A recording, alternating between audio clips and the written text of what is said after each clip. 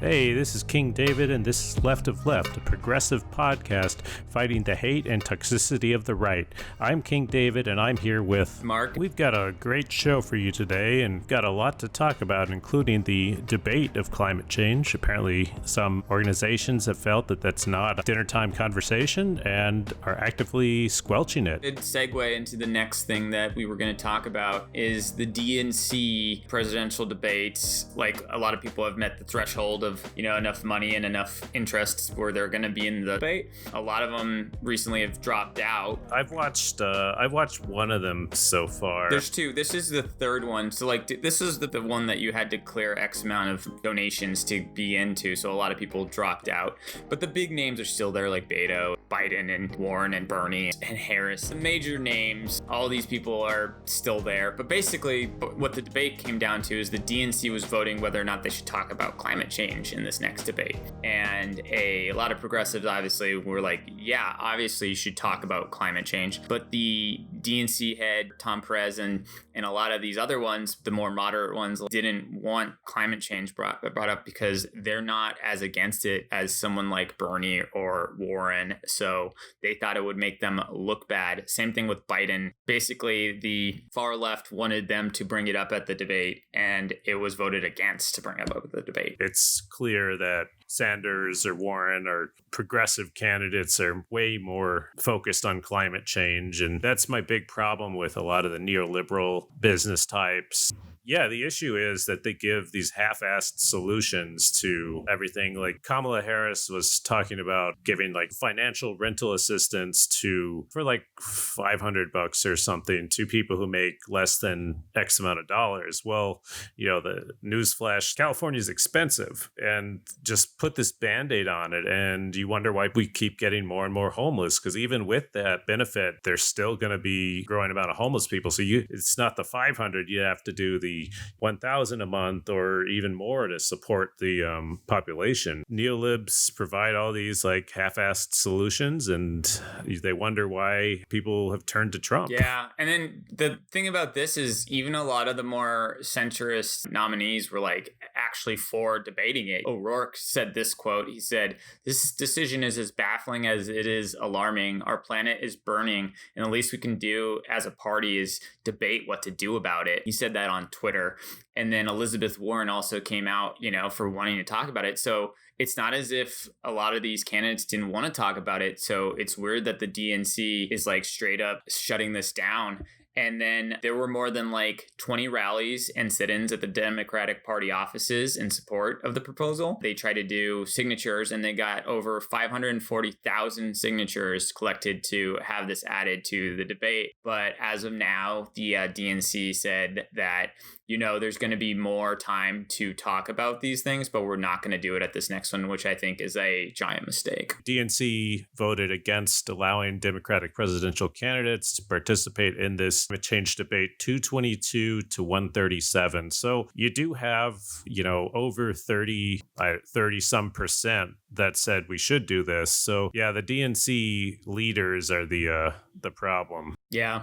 That party, it's a weird thing where it's just like they have to answer still to their, corporate overlords who still fund them. And that's the problem with those people with the huge donors versus the more progressive candidates that have the individual contributors, that shows where the money is who they have to answer to. It's like Bernie, most of his things are like people giving $25 here and there.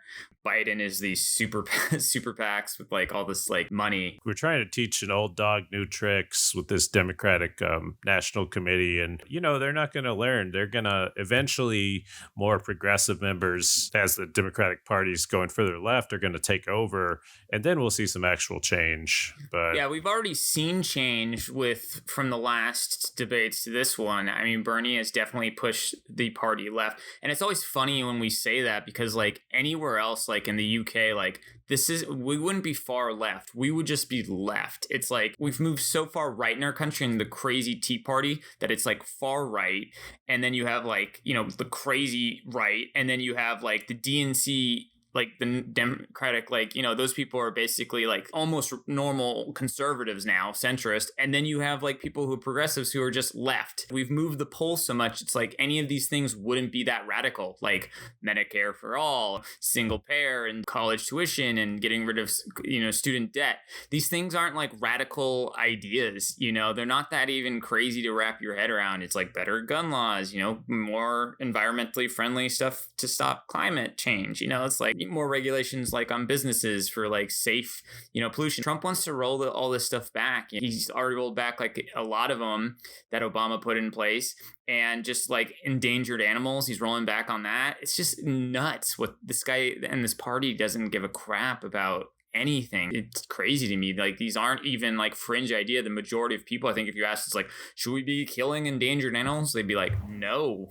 Yeah. I forget which took off the endangered list. Like, I think it was the bald eagle, which is like, you're taking the bird that's on our flag like off, or you're not renewing like an endangered species thing or something. And he's cutting money from parks, and it's like, you can just Google like how environmentally unfriendly Trump has been, especially with like, just changing stuff that Obama did. It's crazy. And again, Obama wasn't even like super far left, like, but compared to Trump, he's like insanely. It's just the poll in America is all skewed. Yeah, it's super skewed. It's in different European countries. They actually have like a communist party, socialists, or something far left. Bernie's not far left. Bernie is just center left. But yeah, he's not like, these aren't like radical ideas that he's proposing. He's, Democratic Socialist. He's not pure socialist either, like, he's still a Democrat at the end of the day. Like, none of these things are like that crazy. Well, he says he's an independent, but like, yeah. So then the next topic I brought up was Trump tweeted that he was king of the Jews, and that the Jewish people who voted for Democrats are disloyal to him. That's something. That's a lot of crazy to unpack right there. Right. It's pretty nuts. He later claimed he was quote joking, and he said it as a joke, but you can't tell with him. Like, and no, I don't think he did. Like, I think he loves compliments to himself, and he retweets like crazy conspiracy theories and anything people say, like from these fringe groups, all the time. And yeah, for him to say that he's king of the Jews, and like, if you're not on his side, you're not a good Jew, that's crazy anti-Semitic. And anyone that is Jewish that is not like seeing that is just drinking the Kool-Aid.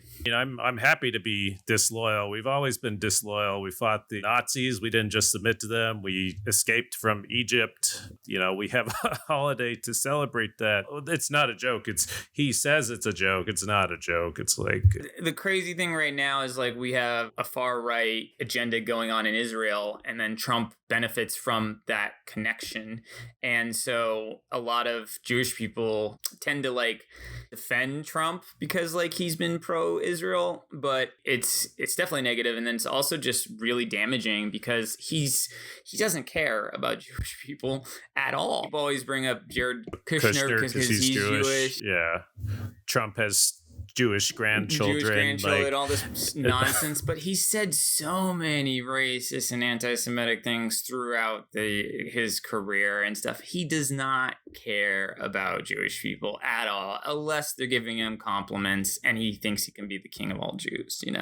Trump is a racist and cares about one thing, is like profit and people liking him. And like, soon as if his party gets their way, as soon as they're done with one minority, they will move on to the next one. The next thing, if they got their agenda and it went down this dark timeline, it's like they would eventually get to Jewish people again. Like, they would get there, like Trump wouldn't be just happy with just settling on just, one minority. He would go down the line of them, and eventually you would be on that list if you're Jewish. So if you're defending this like fascist, like, you are making a huge mistake against your own best interests. Oh yeah, you're delusional at this point. Yeah, there's a lot of Israelis that really like Trump, which I guess, yeah, Trump is a huge supporter of Israel, but then basically every president in the past, like, or 70 since Israel was created has been. Like, we've always supported them, even though I know Obama was probably the least supportive of Israel. But I mean, Jewish people tend to vote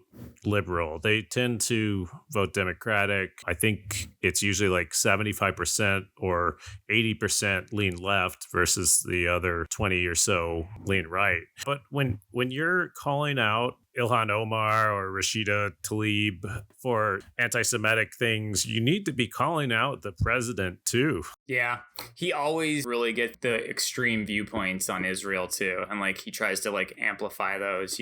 I get it. There are some extreme Jewish people who really care about Israel, but like people are dying on both sides, and you're fighting over like nothing. And I think you just need to understand that's like, I get it. Like, it's your religion, but there's been deaths and needless deaths on both sides over nothing, like over a fake holy land, which is it's just sad to me. And this has been happening years and years, just bombing and killing of children. Like, you shouldn't want that on either side. And trust me when I say that, like, yeah, you can be like, oh, Israel's more in the right. It's like both are in the wrong, though. Yeah. The occupation has gone on for too long. It's military occupations are supposed to be temporary, and eventually the land's supposed to be returned after stability's been increased. But, our goal with the show is not to necessarily talk about, the state of Israel or the occupation.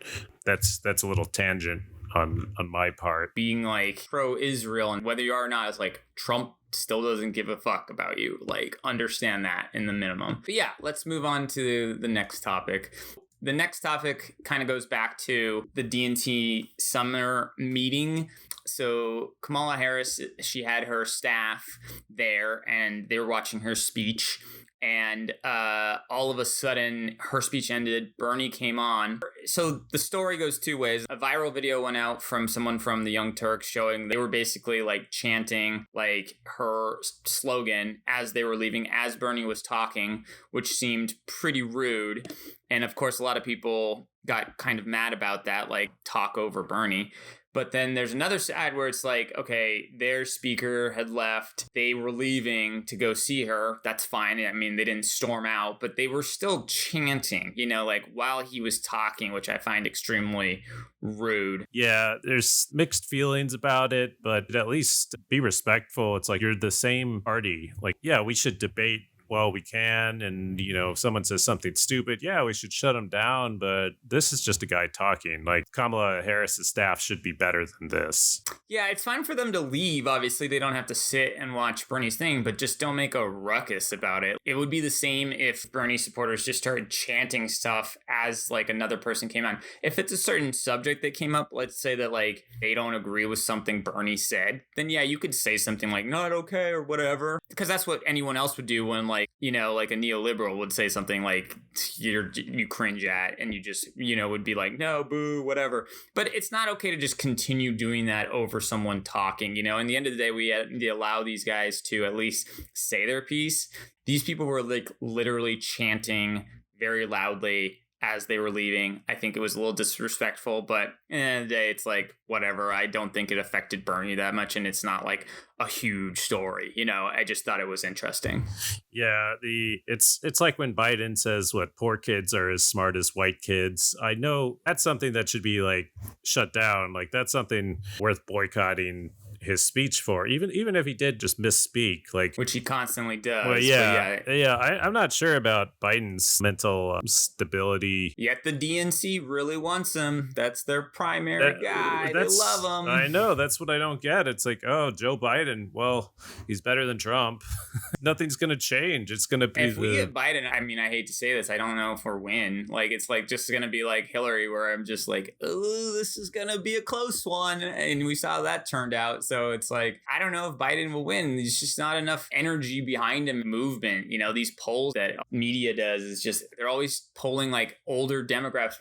We need to get people who are younger to like come out and vote, and like people who are like kind of either middle or right to come out and vote for these left people. And I just don't think Biden excites them. Bernie constantly, like we saw him on the Joe Rogan and on Fox, like he's getting claps from the opposition, and comments on Joe Rogan's podcast, like, whoa, this guy's not as crazy and he actually makes sense. I don't think Biden's going to do that. And so if the DNC like straight up forces this guy to be the candidate, like I think there's a great risk of us losing again to fucking Trump, which would be awful. We don't have another 4 years. The damage that Trump has caused is irreparable. Like, yeah, we need change. We need to progressive change. We need change. As well, yeah. We need to stop this. I think Warren or Bernie could beat Trump, but I don't know about Biden. Like, that's I'm in the same spot. Yeah, Biden's boring. He's old. He's got the great memes with Obama, and obviously he has a good relationship with Obama, but he's not great. He doesn't have a high chance of winning. Yeah, I think even Obama was originally trying to talk him. That was a news story that came out, like, not to run. Like, even his wife, where she's like, what else you gonna do? Like, even her enthusiasm of Biden was like horrible, and that's like who he's married to. Yeah. Like Biden ran for president twice and he didn't win one primary, and then Bernie ran one time and won like 23 primaries, so Bernie is the more electable one, even according to history, but they're still going to back Biden. Yeah, I don't get it. And a ton of like research and polling goes into these, who they choose, but it's still about emotion. It's just like, oh, we've had Biden for so long, we'll run him because he represents our values. Well, maybe he represents the geriatric population's values of the DNC, but he doesn't represent the young people. I mean, Biden fought against busing, integration of schools. He was voted against gay marriage. In the 90s. Obama was the first president to be okay with gay marriage. He was for the Patriot Act, like Iraq War. Biden's awful. The list goes on. The list goes on. Higher sentences for crack cocaine than cocaine, which affects minority communities. Attacked Anita Hill. There's like the list of Biden shit. Definitely like a centrist. Like definitely like he's not even like as left as Obama. Like people like have this nostalgia thing for Biden because he was the VP to Obama. They're not the same person, and their ideologies and like history of voting aren't the same either, so like, please, like, let's drop that narrative that like you're getting an Obama 2.0. No, you're getting a worse Obama, like, is what you're getting. And Obama, again, wasn't super progressive either. He was just lefter than the party had been, but he was still pretty center. Yeah, he ran as a big time populist, hope and change, but he was probably like he was further left than Bill Clinton, but it's not, he's still pretty center. And now I'm going to switch gears altogether. This is kind of a weird topic, but this is more a personal anecdote that I dealt with recently. Not a huge ordeal. I made that sound like crazy, but this is a podcast, so I'm just trying to give context to it. But basically, there's this guy who used to work for Polygon. He's a writer. His name is Nick Robertson. And he got in trouble because when the Me Too movement happened, a lot of like other women in video game journalists where this guy was like soliciting me for nudes.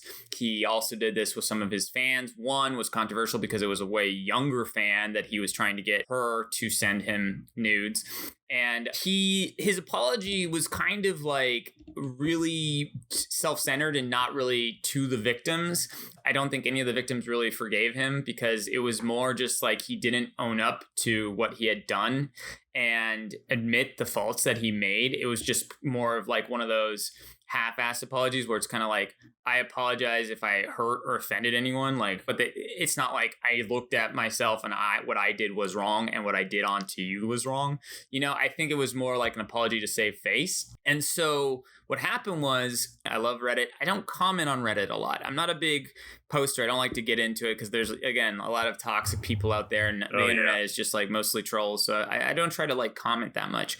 But I kind of had to comment because this guy hasn't been in the limelight for a long time. He kind of faded away. This happened, I think, like, it was a long time ago. 2015 is when he got fired from Polygon. So what happened, though, is one of his videos, he did a video about Driver San Francisco, and it was on the top of Reddit's front page, and it's a funny video. He's basically talking about this game that was delisted, and now you have to buy it from like a third-party seller. It's an interesting video, but the problem is like he never owned up to this mistake, and you're supporting this kind of like sexist asshole guy. And so I commented and I was like, look, it's like, I don't think, like we should forget that this guy sexually harassed a bunch of women in the game industry and like never really apologized. And it just kind of brushed on the table and it went away. And I don't want to support this guy. And like a flood of comments, mostly siding with him, not the victims, being like, oh, people make mistakes. And the weirdest one that I had was I got into the one-on-one. The first comment I got was this guy's like, I'm neutral. I don't care, but I disagree with you. And I think people can change. I was like, my argument was never that people can't change. And by commenting against me, pointing this out, that this guy did all this, and then saying you disagree, you are definitely not neutral. Yeah, so you're supporting him. You're supporting him, and you have a side. Like, he's like, I'm staying neutral. Like, I think that the victims are bad, but I think we should forgive them. That's a side. Like, that's not a neutral comment. So it was weird, like, debating someone that thinks they're neutral when they're clearly the opposition of what my point of view is. By saying you disagree, you're not neutral. It was a weird argument online, but obviously maybe it was a young person. But the majority of these comments were basically defending this guy over the victims, which is a constant thing in video gaming, is toxic masculinity. I mean, sexual harassment happens frequently, especially in an industry like gaming. It's like R. Kelly got a bunch of allegations against him, and we've known that R. Kelly is a pedophile molester for years, and it's really and he's obviously on a much bigger stage than this Nick Robertson. But yeah, I just don't think you should support someone who's had so many allegations against him. I mean, yeah, maybe he lost his job, but his career is obviously still doing okay. I just think there's a way to do it. I mean, what he did was still heinous. He didn't rape anyone, or it wasn't as bad as like other cases we've had in this. It wasn't like abusive or something like that. But yeah, when you continue to watch these types of people, like whether it's Johnny Depp or someone that has been like accused of like beating his wife and stuff like that, like you are choosing to support this person by doing that. You have to openly at least discuss, I think that this thing is still wrong, and has this individual actually apologize to the people that, and it depends on the heinousness of that crime as well, whether or not you should support it. It's a difficult topic though, because obviously I think that there are some examples where it's like you can't prove something, but this one is easier to prove, and it has been proven, and he apologized, which is admitting that he did it. But stuff such as like, let's for example say Michael Jackson, I think he did do it, but like, again, there's, we have victims. I would rather side with the victims of this story, but like a lot of people still listen to Michael Jackson. Do you stop listening to Michael Jackson because of these allegations, or do you just admit that he did these things? And then I see, like, that's kind of like it gets to be like a weird gray thing. It's like, how do you choose support? Like, where do you draw the line? Like, is it with just rape or making people uncomfortable, or like do you separate the artist from and support like the individual based on the things? Like in this guy's case, I don't think his apology was good enough. Michael Jackson is dead, and I think like it's clear that he did do all these things, and I think that it's out there. I'm not a big fan of Michael Jackson, so it's like if I hear on the radio, great, but I would definitely not individually go and support Michael Jackson, nor would I support this guy by watching his videos. You wouldn't go to like a Michael Jackson show, or an impersonator, where you would, music comes on. Okay, well, can't avoid that. Exactly. I think the other thing that I wanted to mention about this though is that Dan Harmon, who did Community, was also in the Me Too movement. He was accused of hitting on a staff writer. And the way that he went about it, I think it allows people to support him because he owned up to all those mistakes. He had a discussion with his victim. He apologized to her. She accepted the apology, and and he has changed his ways. Like the difference with that apology versus the other one is one only benefited the user, not the victims. And the one with Dan Harmon, he actually, came one-on-one and like changed as a person and like did it sincerely. I think it's all how you handle it too, and like what you've done. I don't think that this guy Nick is beyond redemption, but I think he needs to go back and revisit that apology and then like really own up to what he did wrong and make amends with those people he did that wrong to. Yeah, that I don't know if he's really gonna do that. I mean, is there any benefit for him to do that? Obviously being respectful of the victims, but will Nick get his career back or anything if he apologizes to these people? Yeah, it will also benefit him, but like it will also show his community that it's not okay to do this type of things. Like these young guy fans who are defending them clearly don't give a crap about the Me Too movement or the victims, and they just care about him talking funny about video games. But like if he owns up to his actions, it also sets a good example for these younger fans that, are very toxic and just like kind of go to his defense no matter what, not understanding women's rights or victims or anything like that along those lines. Yeah. Oh, the toxicity in the gaming community is, and the like alt-right gamers are dangerous. It's a big ordeal. It's like, as we know, Discord is a big way for a lot of people to do white supremacists and KKK and racists to indoctrinate younger minds like through video games, because toxicity flows, like hate speech and slander just runs rampant in online gaming. I think it's really, really bad. I play video games, and in my Discord, I just, have to have a rule where there's just no homophobia, no sexism, no hate, no toxicity, or you just get kicked out of my Discord, because it's so rampant and fluent that it's just, I had to create that rule, which is just a sad community. I think online gaming is really bad, and it's mostly younger kids who don't understand these terminologies or how this actually affects people in the real world. Like they just say it because they think it's funny. Yeah, it's like I used to call people gay in middle school or whatever, and then I eventually stopped. That's the problem, though, is that some of these people are holding on to these ideologies a little too long. I had a kind of a libertarian phase in high school, and then I changed those views. It's like, the hope is that you can really convince some of these kids to be like, hey, this is a really shitty thing you're doing. Like, you deserve to get banned, or temporary bans. It's like I think that what happens, it's just an echo chamber. It's like it's a bubble that no one calls this stuff out. So it's when they meet someone or go to a Discord that does call this out, they actually question it. A great example of this is I was playing LFG is like looking for a group. Sometimes when you play a game, you need extra people to do like a raid or something. So you go to an LFG and you find these people who will play, and you've never met them, but you need 6 people and your friends online. You go to an LFG, and I was playing with 6 random people across the world, Spain, Europe, and they have different ideologies as well, more homophobic in some of them. And this guy was just throwing out, homophobic slurs left and right. And I just called him out on it. And like, I feel like he hadn't been called out in a long time, like he was kind of like, whoa, like, are you gay? And I'm like, no, but I just don't like the terminology. It's very toxic, and I don't want to play with someone like this.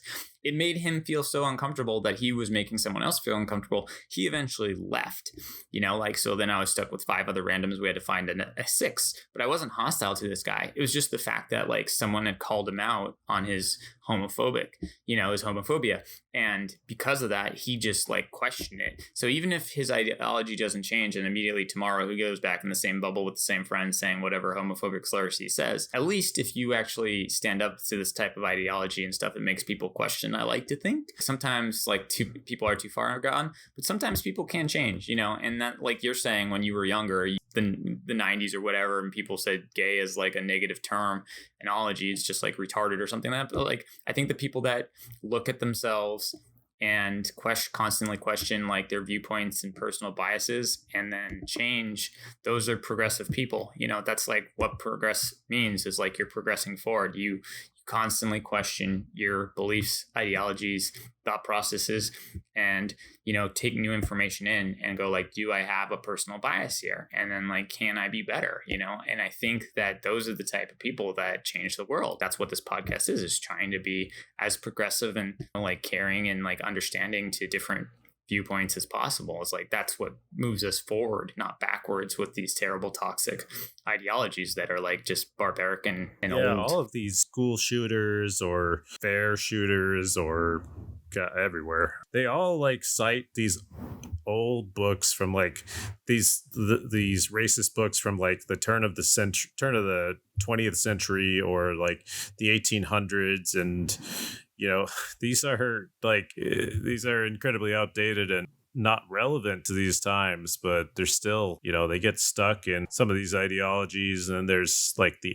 8chan people that I went on 4chan in high school, and even college. Again, going on it, I think a lot of us, like, when the internet was starting, like 4chan, all this stuff was like new and interesting, but like as you realize how toxic it is and how like horrible it is in the future, especially for people, and how violent, how it like perpetuates this agenda, with violence and gore and just horribleness and shootings and all the 8chan and 4chan stuff, it's like you just realize it's like, you change and you're like, that was toxic. Like, I can't believe I was a part of that when I was younger. But like a lot of these kids don't change, and they're indoctrinated, and that's a huge problem.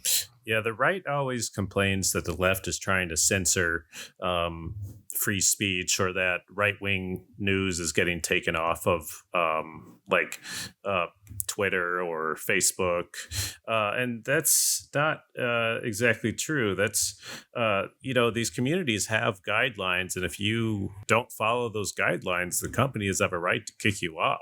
Plus, if the news or information is an agenda and not true, it's like, sorry to break it to you, like, they're not censoring your beliefs. It's like your beliefs are just fake, and that's a problem too. I think with the right is like, a lot of times it's like the reason why their news was censored is because it's made up, and so it's like by declassifying it or delisting it, it's just like they get all mad. It's like, oh, people don't want the truth about Pizzagate. It's just like, no, it's just made up gibberish, So that's why it's, removed any reference to that in most communities, because it's been proven to be fake and people don't do enough research. But yeah, I think that this is a good stopping point. I hope everyone enjoyed this episode of Left of Left. And if you have any ideas, feel free to tweet to us at our Twitter is Left of Left, and then I'll link it in the thing. You can subscribe to us on iTunes, and then leave a comment down below if you want us to discuss a certain subject or piece of news next week. But yeah, that's it for today. Thank you for listening.